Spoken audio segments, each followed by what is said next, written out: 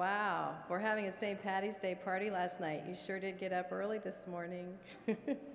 I hope you had a good time. Somebody said yeah out there. So I'd like to congratulate our VIP winners this morning who are sitting in the front seats so that you'll be very close to our keynote speakers. And I want to thank everyone who participated in the Play, Share, Win game. I have to say that in the 5 years that I have been with MedImpact and being the MC for this event, this is the first time on Friday morning we have had a full crowd. So I have to say it must be because of our outstanding keynote speakers this morning. And with that, I'd like to introduce entrepreneur and product leader Suneel Gupta, was named the new face of innovation by the New York Stock Exchange. While at Groupon, he helped grow the business from millions in revenue to billions in revenue, and from small startup to large public company. During Suneel's time as VP of Product Development, Forbes magazine named Groupon the fastest growing company of all time. Suneel then founded Rice, a fast-growing mobile service, which was named Best New App by Apple. As CEO of Rice, Suneel raised funding from Google Ventures and was backed by senior leaders at Facebook, Uber, and Airbnb. Just 2 years after launch, One Medical acquired Rice for nearly $20 million. Suneel has been heralded as a visionary product leader and featured by the New York Times, Wall Street Journal, Vanity Fair, CNBC, and The Today Show. Though he won't always admit it, Suneel is also an attorney and is licensed to practice in California and in front of the United States Supreme Court. Prior to law school, he served in President Clinton's West Wing during the same time as his older brother, Dr. Sanjay Gupta of CNN. Dr. Sanjay Gupta is the multiple Emmy award-winning chief medical correspondent for CNN. A practicing neurosurgeon, he plays an integral role in CNN's reporting on health and medical news for the New Day Anderson Cooper 360, CNN documentaries, and as anchor of the weekend medical affairs program, Sanjay Gupta, MD. Dr. Gupta's medical training and public health policy experience distinguished his reporting on a range of medical and scientific topics, including brain injury, disaster recovery, healthcare reform, fitness, military medicine, HIV/AIDS, and other areas. Welcome, Dr. Sanjay Gupta and Mr. Suneel Gupta.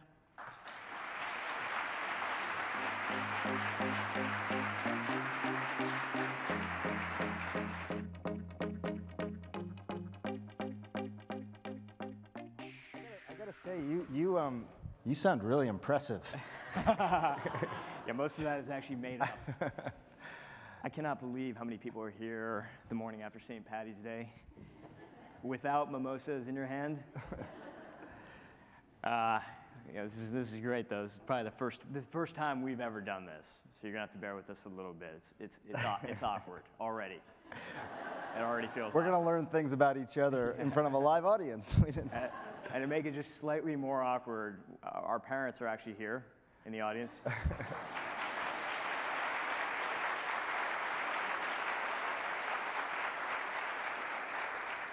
We weren't nervous at all, except for the fact that our parents are here. And to top it all off, I'm going to make you applaud one more time. Yesterday, they celebrated, actually 2 days ago now, they celebrated their 48th anniversary.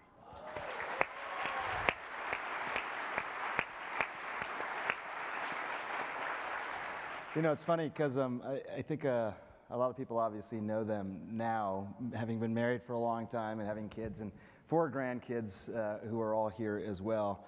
But not many people know about how this actually all started. How they met? How they met. Is this okay? Can we tell the story? Talk about it? That was not a very reassuring yes. But to see over the iPad.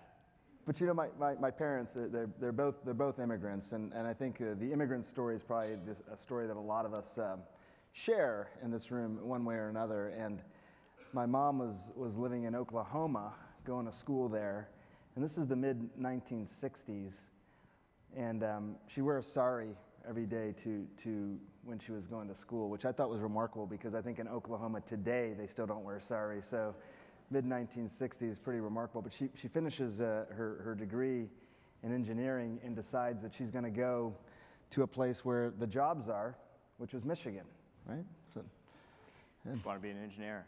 she wanted to be an engineer. So she's driving across the state, and she's driving towards Dearborn, Michigan, and she's on her way to becoming the first woman engineer hired at the Ford Motor Company, which is pretty remarkable in and of itself. But ironically, her car breaks down. Future first woman engineer, car breaks down. And so, you know, again, it's the mid-1960s, your car breaks down. You're an immigrant from the other side of the world. It's a bit daunting, and you don't have any friends, you don't have much money, you just have a broken down car. So what do you do? What do you do?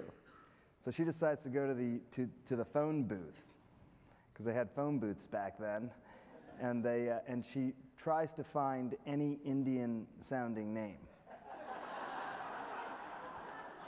You go back to your roots. So she finds a name, and what was it? Was it Patel, I think? Patel's a pretty common name, so I think that's... See, the way that I tell the story, it's Agarwal, because it's A's, you start with A, but you know, it could have been Patel, maybe Shaw. You can interchange. None of that matters, though, because the person she was trying to call was not home, did not answer. But the guy's roommate answered the phone, who is our father.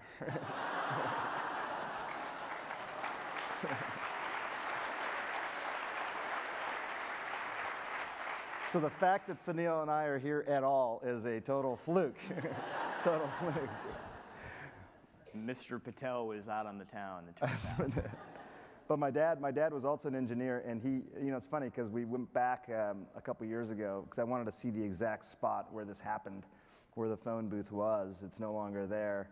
And my dad added a part to the story, which I did not know. Maybe you don't know this either. But from where my mom calls, and he answers the phone, and she says, you know, my car's broken down. He asks where she is, and it turns out where she was a place that he could actually see from his 13th floor apartment down. So he kind of looked down there and said, yeah, I'll be down there. I'll come help you. She was driving a 64 Nova, red. Somehow that's the first detail my dad still gives me on this story. I said, what about the woman who was driving it? No, it was a 64 Nova. Love that car. Well, you know, we should start from the beginning. Here's what I'm thinking for this time. There's a lot of information out on Google about you, and a lot of things that people can read. So why don't we talk a little bit about things that aren't easily discoverable and searchable on Google? How does that sound? Yeah. Let's start near the beginning then. Let's talk about why you decided to become a doctor. Well, you know, it's interesting. I think people have all sorts of different reasons for pursuing whatever they pursue, and sometimes, as we just heard, it can just be serendipitous. You know, I didn't come from a medical family. I think a lot of people who go into medicine do it because they're exposed to medicine through their family in some way. For me, I think a lot of it had to do with when my mom's father got sick and he was in the hospital. For some reason, that had a real profound impact on me. We were very close. I ended up spending time with him in the hospital. He had a stroke, and I was 12 or 13 years old, I think, pretty young at the time. And I remember thinking that the doctors who were caring for him were just these really remarkable people. And I'd ask them these questions, and they would take time to answer my questions. And it sort of dawned on me, I think, for the first time that there was a profession where that was what you did. You essentially, you trained to be able to take care of other people. And I had never really understood that as a concept for a job or for a calling or a career or whatever. And I think that's where it really started. So it started pretty young for me, I think.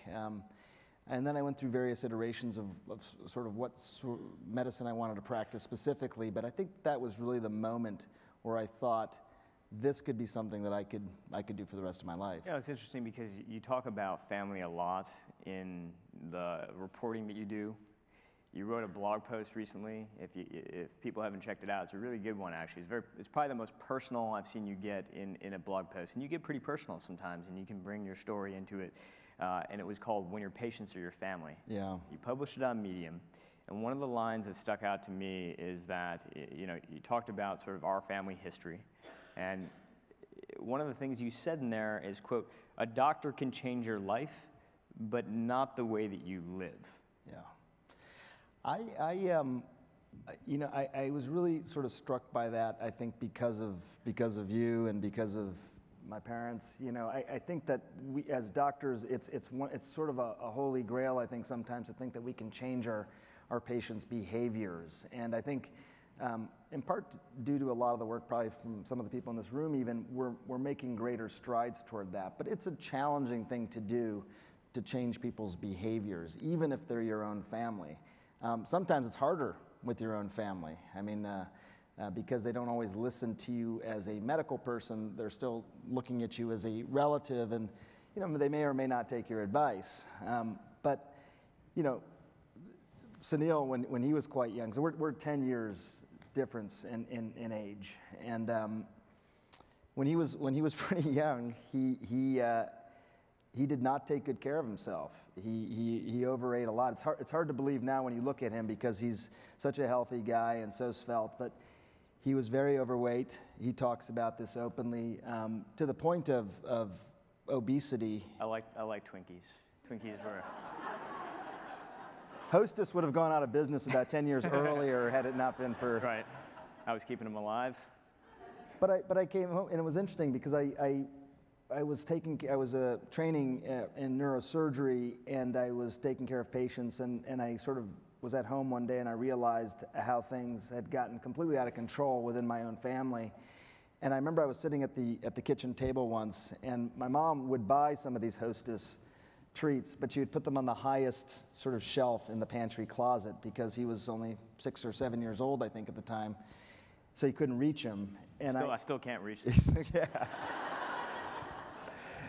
And I watched him. He didn't know I was watching him, but I watched him as he literally stacked 2 stools, stepping stools, one on top of the other, reached up there, grabbed 2, I think, packages of Hostess cupcakes, ate them both while still precariously balancing himself, threw the wrappers back up there, and came back down. I'm glad we're going into such detail about this.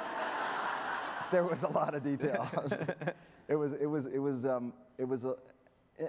a little shocking, and it was a little heartbreaking as well. And I realized that a part of why he was doing it, part of the reason a lot of people do it, it was not because he necessarily needed to eat 4 Hostess cupcakes within 10 seconds, but it was a comfort measure for him in some way. There was other things going on in his life that were probably driving this, and no one really had paid attention to that for him, I think. So I remember for some time I thought about this, and then I started replacing the food up there without you sort of knowing it, replacing it with healthier food.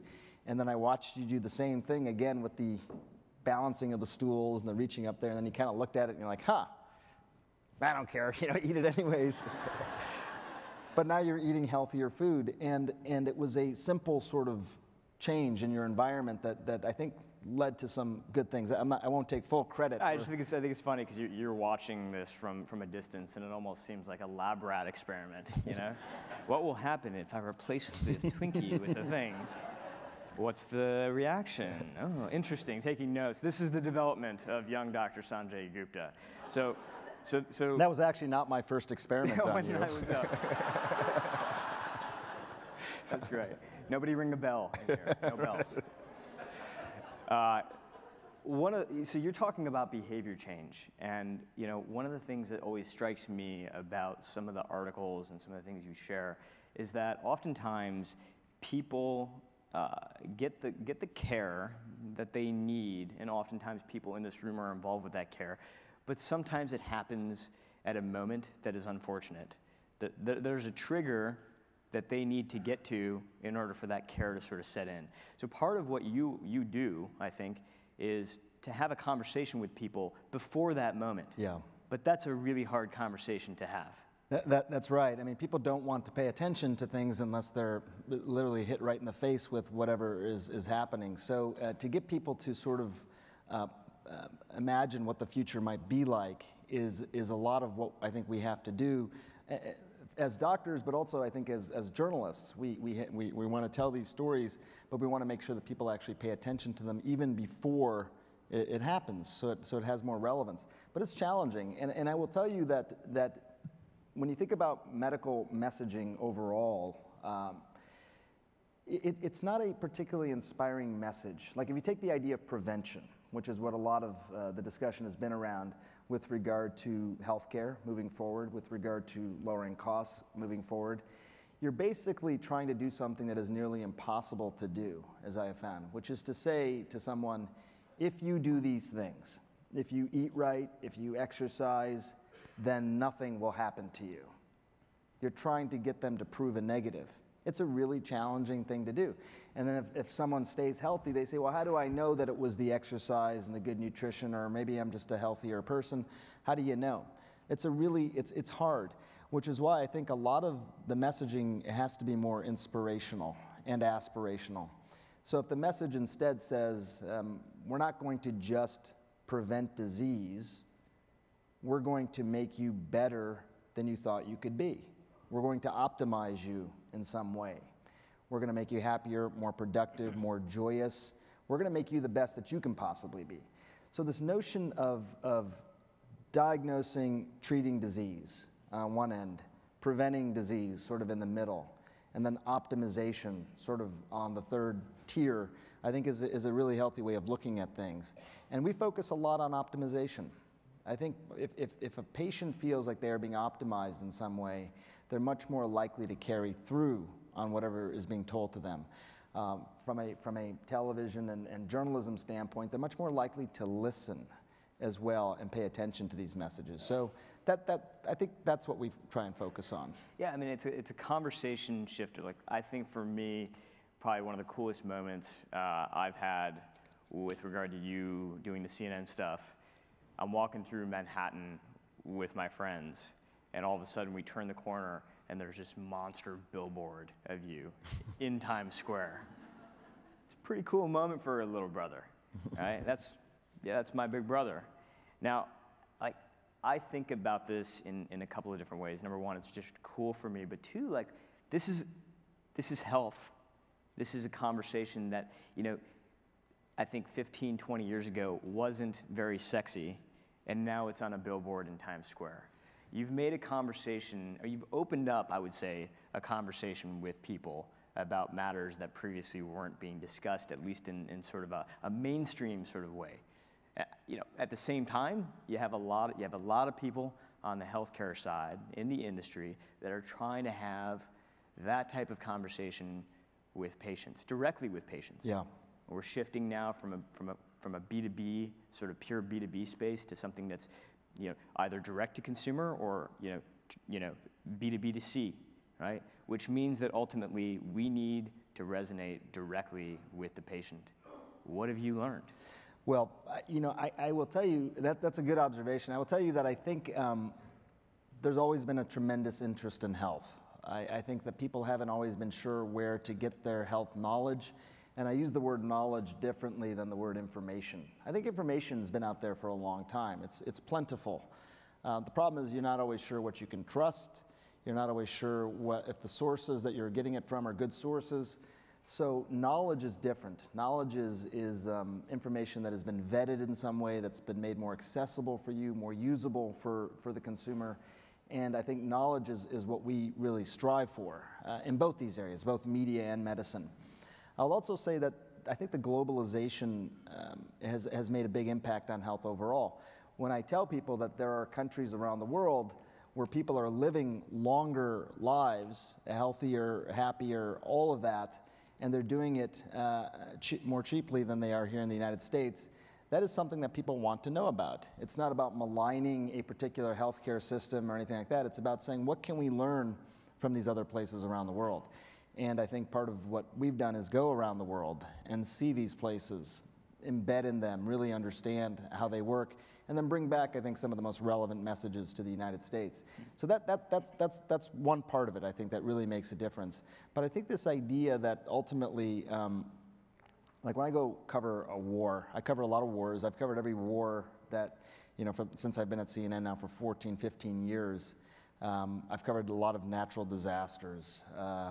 When I'm covering a earthquake, for example, in Nepal, and I'm in Kathmandu, I mean, there may be a lot of people who cannot identify where that is on a map, but they do identify with the fact that people have been injured, people need help, and there are people out there who are risking their lives to help other people, people who would put their own lives potentially in peril to save somebody else. And I think that is one of the most intimate stories of mankind, that we would do something for somebody else, a stranger in these cases, even if it meant that we might lose our own lives.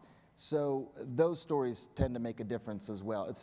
Those aren't squarely about your health, but they are about our health as a society, as a species. So I think in combination, it ends up being really powerful. It ends up being really powerful for our audience here in the United States, but also for our audience all over the world. Yeah, I mean, let's take a moment here and talk about sort of like the absurdity. By the way, can I just say something? Okay, yeah, sure. You're really good at this. You're kind of like Oprah. Yeah. You know that? I'm now going to flash a picture of Sanjay as a toddler, and he's going to cry. But people get nervous though speaking in front. I think public speaking is people's number one fear. Did you know that? Well, so I think actually public speaking is people's number one fear. And fear of death was number 2. Okay, so I was talking. Which means that if you had to be at a funeral, you'd rather be in the casket than giving the eulogy. I think at this moment, that's probably true. So actually, I'm bringing my mom back into this. So mom really was the one who pushed us. In fact, and this in a lot of ways relates to kind of, I think, a question that probably a lot of people have, which is like, why did you become a journalist? Why does somebody who is a neurosurgeon, who focuses his life on wanting to be a doctor, you saw our grandfather ill, that was the path you were going to go down. Why journalism? And somebody asked me this the other day, and I just want to tell you sort of the answer. Actually, he's in the audience. Bob over there asked me about this, and I told him, look, I think a lot of it has to do with our mom. I was a computer programmer, but I wanted to go to law school. You were a doctor, but you wanted to be communicating with people through television. And I think a lot of it had to do with the fact that mom was as a refugee, she always needed to figure out how to get along in new cultures. And in order to get along in new cultures, you got to learn how to communicate well. Right. I feel like that's just a big part of why mom pushed you and me to really be pretty good at this stuff. What do you think? I don't know. Is that right, Mom? Is that true? Is that true? I don't know. It's just my hypothesis. Okay. Mom was a refugee, and Suneel just mentioned that. But this is the mid '40s now, '47. The partition of India is happening, where it is now being split into India and Pakistan. And my mom was born in what is an area that is now Pakistan, and had to flee. And our lives are so good compared to what people have gone through. And so she flees and essentially is living as a refugee for, when we were there just a couple of years ago now, she said in some ways she still considers herself a refugee, but she fled and then was living that sort of life. And I think you're right, it probably is one of those things where you have to, you not only have to learn how to communicate and navigate well, but I think you also become increasingly grateful for the opportunities that you do have, and you don't want to let opportunities not go unrecognized in some way. I mean, I think that for me, that was a lot of it. It's like, you've given us all these gifts. Why shouldn't we try and do as much as we can do, just for our own, just because we are grateful? And I think that the same is for you as well. I also think the other part of it, when you think about our culture in general in the United States, is that we become a very hyper-specialized culture. People become really, really good at a very, very small area. In medicine, you're not just a doctor anymore, but you are a pediatric orthopedic surgeon who specializes in scoliosis of the cervical spine. It's like, but doctors, lawyers, all of us, we used to be more Renaissance people who were interested in all aspects of our society. And I think that it's okay to be both an architect and a mathematician, just have these disparate careers. It's not looked upon with disdain anymore. It's looked upon, I think it's actually welcomed in some ways. I mean, I think it's interesting because when yesterday I had a chance to talk to some of the folks here and about some of the things we're working on in Silicon Valley right now, and quite a few folks came up to me afterwards talking to me about the ideas they have for their own apps or for their own projects, right? And I think oftentimes people don't work on these projects, not necessarily because they don't have time. That might be something that we tell ourselves, but oftentimes there's a fear to that. One of the things you taught me is to do things that scare you, right? Do something that scares you every day. Where did that come from you, and how are you using that? I heard, this is a quote that I heard, do something that scares you every day. And I remember the first time I heard it, it sounded like, is this just one of those reckless things that, people say? Do something that scares you every day. But as I thought about it more and more, I realized that if you truly think about that and you say, I'm going to do something every day that scares me, you're going to try a lot of new things. And you got to ask yourself, and you can all ask yourself, even in this room, when is the last time you did something for the first time? And, it's surprising. Not many of us do something for the first time very often. But when you say, I'm going to do something for the first time every single day, I mean, your life becomes limitless in terms of the things that you will try and the things that you may discover about yourself. So I think that sort of quote and that style has made me try a lot of new things. It doesn't always work out. The girl doesn't always say yes. There's been some pretty bad wipeouts along the way. I got fired from my first job as a waiter. I was a waiter at an all-you-can-eat buffet restaurant. And I was his biggest customer. But the people would literally get their own food, and I was still fired as a waiter.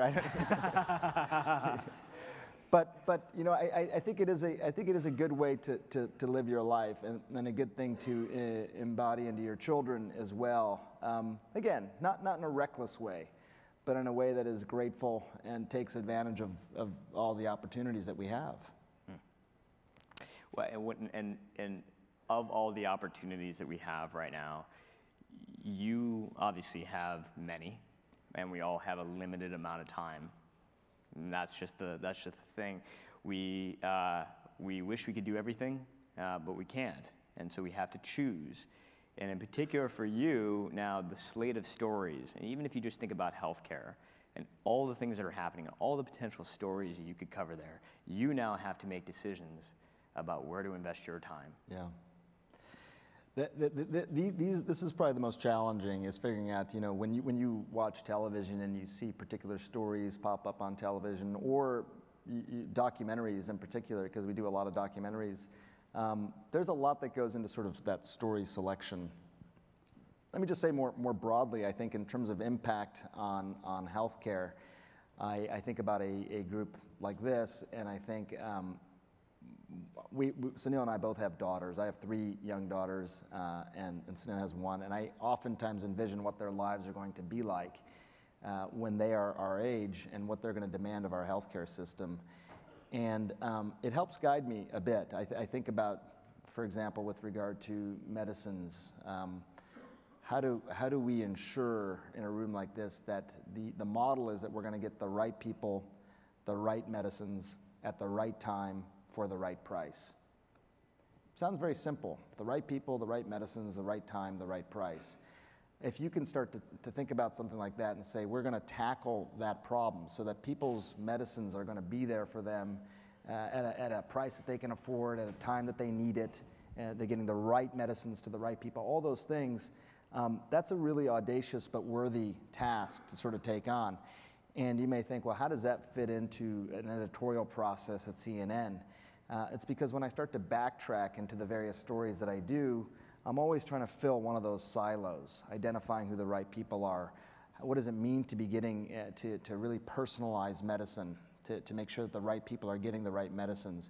And how do we teach people that in a way that maybe they don't even realize they're being taught that through the reporting that we're giving, the documentaries that we're making, all of that. So it's there's some method to the madness in terms of how we select these stories, but that's a lot of it. Obviously, we're always going to be on the news. Whatever's happening in the news is something that we're always going to cover. There's a lot happening in the news lately, but those are some of the big drivers in terms of how we think about this more broadly. Are you allowed to talk about the story you're working on right now with the 2 brothers, the twins? Yeah, yeah. This is really cool.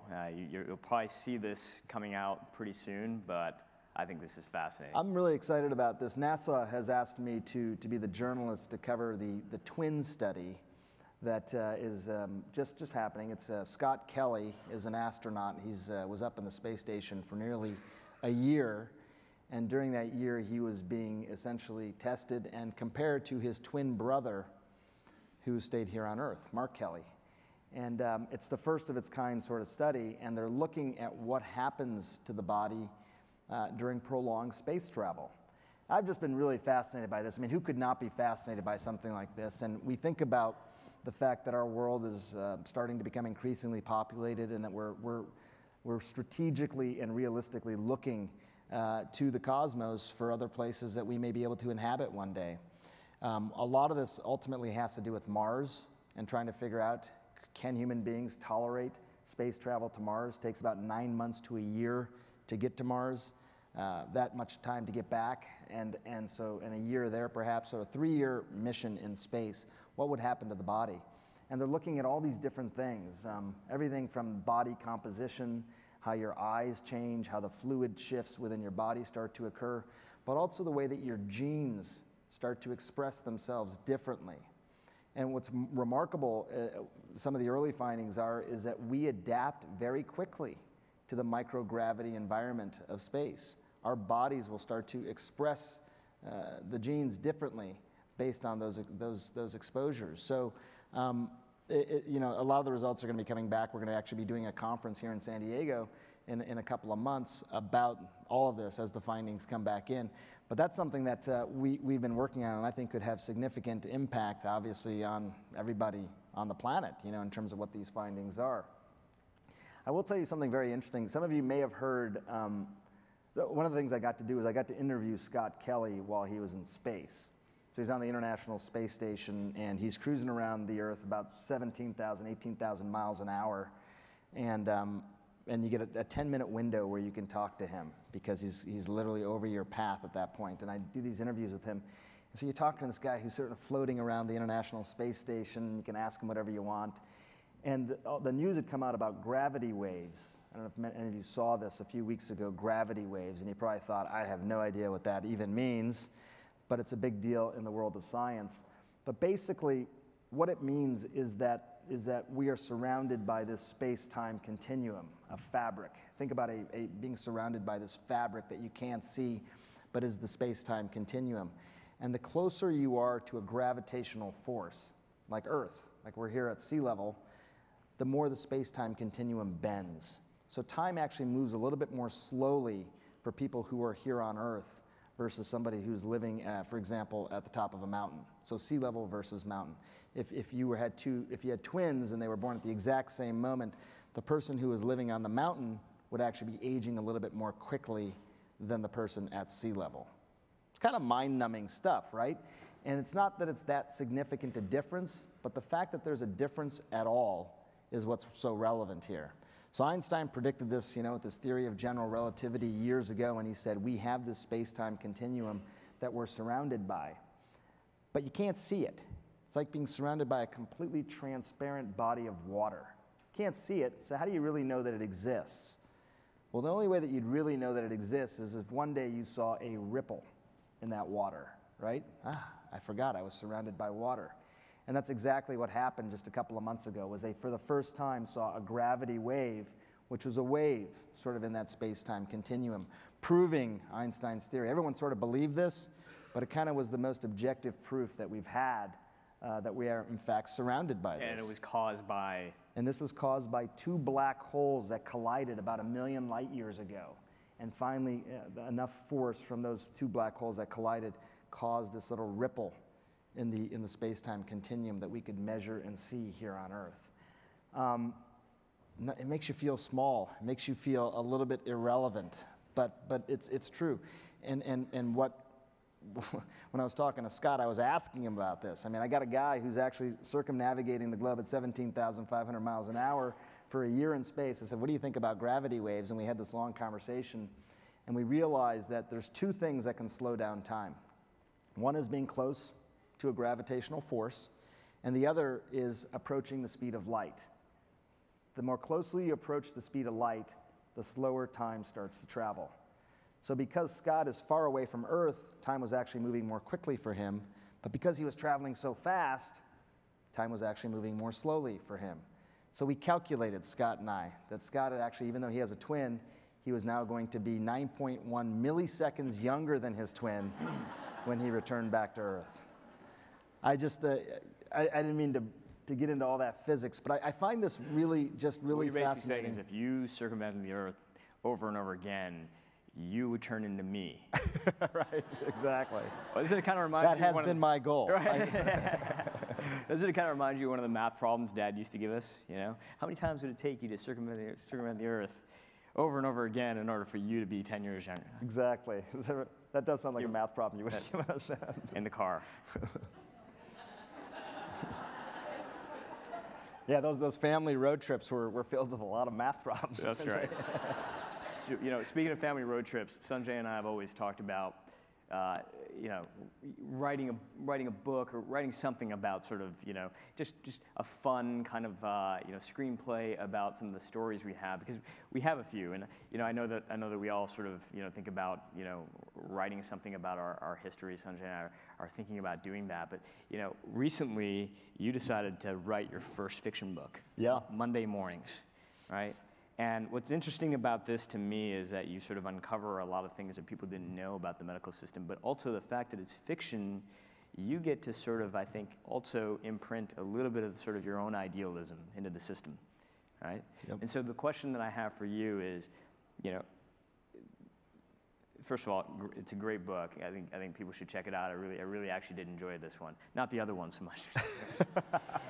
No, this is. I don't think you understood the other ones.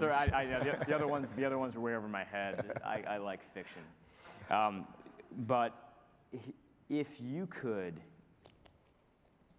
snap your finger and you could actually make some of the changes that we talk about at conferences like this, and they could just happen. How is the patient experience different the next day? Well, the patient experience, I think, for most patients in the United States is not ideal, really, probably just about any way that you look at it. I mean, from the way that we have to make our appointments to be able to get into the medical establishment in the first place, the trust that we have in the content that we find around a particular medical ailment, the fact that we only think of the medical system at a time when we're in need and perhaps suffering in some way, as opposed to having it be a constant companion, a constant friend. All those things are things that I think are problematic. I think that we also spend a lot of money in this country and don't get as much in return as we probably should. So I think I gave the example earlier with regard to medicines. And I think I would sort of use that same example as a larger metaphor. I mean, getting us the right things at the right time for the right people, I think is what I would really imagine.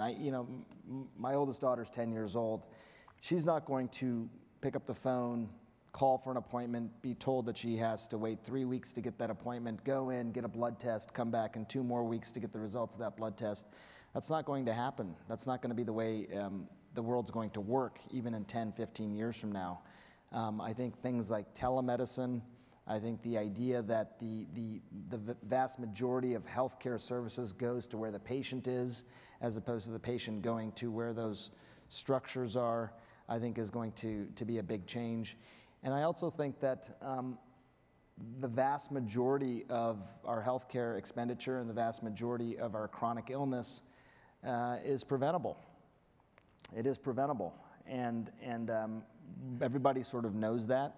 But I think 70 to 80% of what we deal with, especially as we get older, is preventable disease.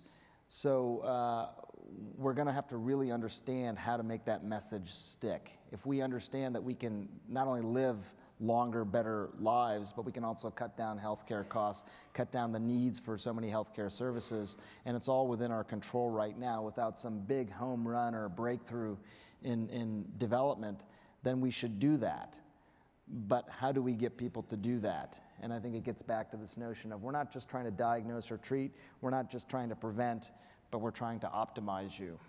We're going to make you happier and feel better if you just do what we say. And this is something that you've been covering for 15 years, and even before that, you're at the White House working with Hillary on policy. I mean, this is not. I don't think for anybody who's watching or in the room right now, this isn't a new idea of look. There's got to be big change, and yet. One of the things that's always sort of interesting about the work that you do is you're at the front lines of it all the time, and maybe you see that the pace of change isn't necessarily what we want it to be.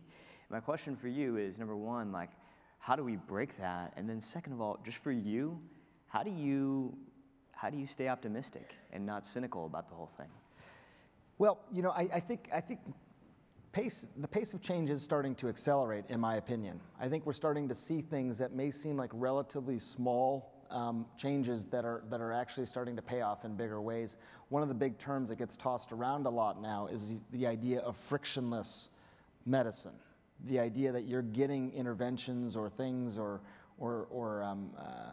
ideas or interventions without you even recognizing that it's happening to you. And so it's not so. It's a patient-centric system, but things are happening to you without you even realizing. You're not having to drive it as much as you previously had to. I'm a pretty optimistic person, I think, by nature, and I think that we are now having conversations about things that people weren't even talking about. When I was working at the White House in the late 90s and we were talking about health policy, some of the ideas at that time were considered radical ideas. And now pretty much everybody, even both sides of the party, even our next two likely presidential candidates are agreeing on some of these things, I think, that no one really thought about 20, 25 years ago. So I think it's starting to happen, and I think in large part because of people like you and younger people who are now looking at healthcare as an area where they can get in there and not necessarily disrupt, but really harness the power of various technologies to make it a lot easier for people. I think that's starting to happen. Before you were talking about, I think when people think about sort of the change that's ahead, I think one of the things that people are inherently sort of opposed to change because it can be a scary thing. And I wonder how much of what you were talking about earlier about doing something that scares you is really sort of the mindset that we need to be in. And in particular, one of the things I think about is the scary situations that you've been in, that you talk to me about. There's been many, and we all have our fingers crossed a lot when you're overseas doing what you do. But in particular, I remember the first time that it happened, first couple of times it happened, is when you were embedded. Yeah, it's funny, you're covering cover a lot of wars, as I mentioned, and I remember early on, I came to journalism sort of later than most journalists. I'm a doctor. I practice medicine. I practice neurosurgery. It's still my day job, and I was covering a war. I was over in Iraq. It was 2003, and it was the first time I think my world sort of came colliding together. I've been embedded for a few weeks now with a group of doctors known as the Devil Docs, and it's a colloquial name given for these naval doctors who support the Marines, and in this case, it was the 1st Marine Expeditionary Force, and they were over in Iraq, and I'd never seen anything like it. We come from a small town in Michigan. I'd watched the Gulf War in '91 on television, and I remember when I watched the Gulf War, I just saw the screen with a bunch of green lights on it, and it's like, the green lights, are those missiles going up? Are those bombs falling? What are those green lights exactly? And what happens when the bomb falls? Who's taking care of those people that are getting injured? So now all of a sudden I'm in the thick of it. I'm in the middle of this war, embedded with these Devil Docs, and it was one day that they came up to me and they said, "We need you to take off your journalist cap and put on your surgeon's cap. Literally, we need you to do this. We got a young lieutenant who's coming in. He's been shot in the head, and we don't get any neurosurgeons here, so we're wondering if you can help care for him." So I said, "Yeah, happy obviously to do it." And this young man, his name's Jesus Vidania. He's 23 years old. He's a lieutenant. Comes from an area not too far from here, and And he comes in, and he had been shot. It was a really hot day. He had taken off his helmet just for a second to sort of wipe the sweat from his head, and a sniper shot him in the back of the head. And he had been declared dead in the field, but then when the Marines went back to go get him after they cleaned up the place, as they euphemistically like to say, they found that he had a pulse. So they brought him into this Devil Docks camp, and they asked if I'd operate on him. And because they didn't expect these sorts of injuries, they didn't have any tools to do that sort of operation in this dusty desert tent. So I literally took the Black & Decker drill that we've been using to put up the tents as we're hopscotching around the desert, and we sterilized that bit, and I used that to remove the outer layer of bone, and then opened up and found this blood clot that had been caused by the gunshot wound, and took out the blood clot. And then I didn't know how I was going to possibly close the area in a sterile way, because again, you're in a very, very contaminated setting. And so the only thing that we had that was sterile were the inside of IV bags. So I took an IV bag, I filleted it open, and I used that to essentially create the outer layer of his brain again. And I wrapped him up, and I put him on a helicopter, and I wasn't sure that I'd ever hear from him again.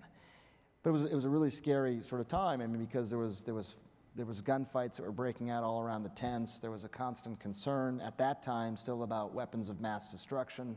So we had to intermittently put our gas masks on during the operation. And when the helicopter came to get him, I wasn't sure what was going to happen next. I think it was several weeks, maybe a few months later, I was sitting in my office, and I remember getting a phone call, and it was 619 area code, and San Diego. And I remember picking up the phone, and I picked it up, and Stock says, "Hey, is this Dr. Gupta? I have an update on one of your patients." And first thing I said is, I think you might have the wrong Dr. Gupta. As it turns out, there's quite a few of us. And he said, "No, I think I got the right guy. I think you remember operating on Jesus Vidania over in Iraq." I said, "Yeah, I do. How do you forget operating on Jesus in the middle of the desert, Yeah. And so I was waiting, to hear the next beat of what happened to him. And, how's he doing? And he said, he's got a little bit of left hand weakness, but other than that, he's doing great. You should come pay him a visit sometime," which was kind of incredible. So in fact, I just tell you real quick, I was out here in Southern California, and I looked up Zeus, and I called him up, and I said, "I want to come pay you a visit." And I go over to his house to pay him a visit, and I'd never seen him but sort of beaten and battered, on the desert floor. And he answers the door, and he's this handsome Marine, and he comes out and he gives me a hug, and we go inside, we're talking. And a few minutes later, his mother comes out, and she's so sweet.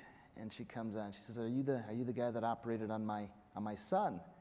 And I said, "Yes, ma'am, I am." And she takes my hands and thank you. And a couple minutes later, his dad comes out. Dads are different than moms, right? Dad comes out and he goes, "You the guy that operated on my son?" I said, "Yes, sir, I am." And he says, "And you're a journalist?" Hadn't gotten the whole story, and I'm like, but we ended up having this amazing conversation. I realized something, and I think it's kind of interesting because Suneel and I are having this conversation, and all kidding aside, how often do you really get to sit down with a loved one and ask them questions that you otherwise wouldn't ask, right? And as I'm sitting down talking to Jesus and his father and his mother, I realized after about 10 minutes that they had gone through this unbelievable thing, and they probably never had really talked about it. He gets home and life sort of goes on, and you don't take the time to reflect and pause, and so we're having this conversation, and I just ask his dad at some point. I say, "So what was going on from your perspective through this?" And he says, "Look," he goes, "when Jesus went off to war, I didn't think, he told me that nothing's going to happen. I'm going to be fine. I'll be back in a couple of months. Don't worry about me. I'll be fine." And everyone was happy when he left. They didn't think anything bad was going to happen. The only thing Jesus had said to him is if a car ever pulls up to the front of the house and a couple of guys in uniforms get out, that's bad. Then you worry. But he didn't think anything of it. So from Jesus' father's perspective, one day he's at home and he comes out of his bedroom in the morning. He's getting ready for work. It's about 8 o'clock in the morning. And again, here in Southern California, the storm door to his house is open. The screen door is shut. He looks outside and he sees a car pull up to the front of the house. And 2 guys in uniforms get out. It's the only thing he remembered from what Jesus had told him. And so these guys come to the front door and they're knocking on the door. They can see him, he can see them, but he can't move.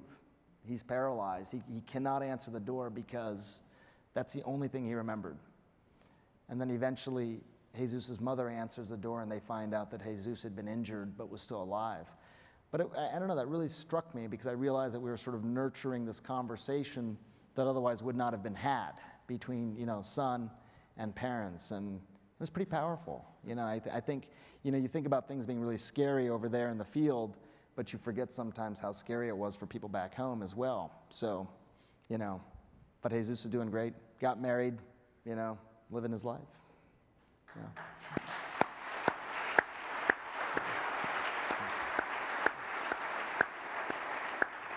Well, as we wrap things up, why don't we take a couple of questions from the crowd? Who has one? We got one in the back, or we got actually microphones sort of running around here. We got a question up here, second row, or second fancy couch. It's a very romantic couch. Yeah. You guys know each other? Hi, my name is Marcelo. I have a question. You just touched upon an interesting subject in which I look at it as a mental health thing, where people talk about issues that have happened in their life. Where do you see that? We recommend people get annual physicals, right? The mind is part of the body. Where do we see that in the future with all the issues with PTSD, especially with veterans that are coming back? And how does that play into a role in what you foresee in the future for healthcare as a comprehensive way of dealing with people's problems? Thank you, Marcelo. It's funny because I think that mental health just in general does not get enough attention, and we try and give it more attention in the media, but where you typically, and most people typically see mental health stories are in the wake of some terrible tragedy, right? It's usually after a mass shooting where we start talking about mental health again, and that, I think, does a disservice to people who have mental health disorders, because we know that people who have mental illness are more likely to be victims of violence as opposed to perpetrators of violence. And yet that is not the message that I think our society gives. And I think it's a huge problem, because I think there's so much stigma around mental health already that just exacerbates it in many ways. But to answer your question, I think, if you look just legislatively, if you look from a policy perspective, we are, at least on paper, closer to parity with regard to mental health than we've been in the past. So the idea that it's going to be more on par with physical health, it's going to be treated in terms of reimbursements more similarly to physical health problems, is true. The problem is we still don't have enough resources to be able to do that. We don't have enough mental health care beds, for example, in most urban centers in this country to be able to take care of people. And I also think we're sort of frame shifted about 15, 20 years back. I was giving you the example of diagnosis, treatment, prevention, optimization. We're nowhere close to sort of the prevention and optimization with mental health as we are with physical health. We still think about these things when people are in the throes of some terrible mental illness, of them possibly, hopefully, getting a diagnosis and then possibly getting treated. So I think it's really unfortunate. I do think what's happened with post-traumatic stress disorder and this invisible wound of war that so many soldiers have come back with from Iraq and Afghanistan has put a bigger spotlight on it. We've done a few documentaries about this, trying to highlight it as well. But I think, I'm hoping that the legislative part of this helps drive it, but I think we're still very far behind. Yeah. Other questions? Good morning. Thank you very much for this experiment with your family dynamic. It's been a very entertaining and really informative conversation. So the question I have for you, actually probably both of you, since you have a lot of history in terms of economic and medical background and policy background, working, executively in Washington. One of the major things that we've talked about at this conference is the cost of healthcare and trend, and how the cost of healthcare is becoming so large here in the US. What are some key factors? You touched upon them just briefly in terms of other countries, but what do you think are some of the key things that we could potentially take from other areas of the world that we could really revolutionize healthcare and here and manage and contain costs to a certain extent? Yeah. You want to give your answer first? Well, yeah, I don't know about other parts of the world, but I spend my time now just focused on technology, focused on how do we actually. My background is in consumer and not in health, but what I'm fascinated by is what can we learn from brands that have done a really good job leveraging technology, and particularly mobile technology, and apply that to some of the problems that we see in healthcare. So what can we learn from companies like Uber, Airbnb? My focus over the past couple of years has really been on the labor side of that equation. So my belief is that you have an underutilization of really, really smart and good people who can actually be very helpful, and that whose cost for their time in the traditional model is actually very high, and sometimes puts it out of reach for people who aren't very sick or aren't very rich, but could really benefit from their time.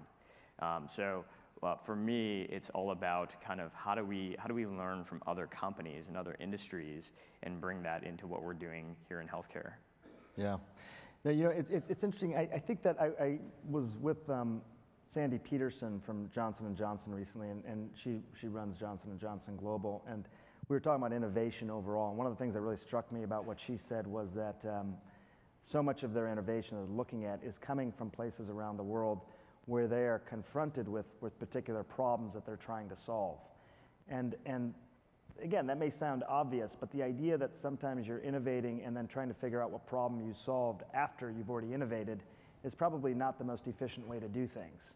But to really understand the problem you're trying to solve first and then focus a lot of your attention and efficiencies around that, I think not only will it be more efficient, but it'll also probably drive down costs, because we're not innovating just for the sake of innovating. It's innovation with real purpose. I think also, when you look at, the sort of common denominator between both of my careers is probably revolves around longevity. People, we err on the side of life. We want to live longer and happier, but also very physically and mentally able lives. If you ask people how old they want to live, they usually will answer, it depends. I mean, what kind of shape am I going to be in? There's this joke, it's guy goes to the doctor, he's 75 years old, and at the end of the appointment, the doctor says to him, he says, you're doing all right for your age. The guy says, what does that mean? Am I going to live to 85 or not? And the doctor says, well, I mean, how's your diet? Do you eat any, rich, sweet foods, things like that? It's like, no, I'm very careful. I eat, a lot of cottage cheese, and I really watch any kind of meat consumption. He says, what about alcohol? You drink a lot of alcohol? The guy says, no, very, very sparingly, maybe a glass of wine on the weekends, that's it. And he says, what about, any high risk or thrilling activities? He goes, no, of course not. I wouldn't do any of that kind of stuff. And the doctor says, why do you want to live to 85 then? But I bring that up only to say that, I think you got to really understand what is it that we're trying to achieve with our healthcare system. Sometimes we do a lot within healthcare, spend a lot of money on things, and we're not entirely sure of what the returns on some of those things are. And when I worked at the White House on health policy, it was how we would start almost every discussion. Again, maybe very simplistic, although highly effective, to basically just say, what are we trying to achieve with this particular proposal? Who is this going to benefit? What is the problem of theirs that we're going to solve? So, yeah. All right. Well, unfortunately, hey, we're out of time. This was awkward and very, very fun. I was nervous the entire time. And thank for you. For you. As you typically are. Thank you very much, everybody. Thank you, Sanjay. Thank you. Appreciate it.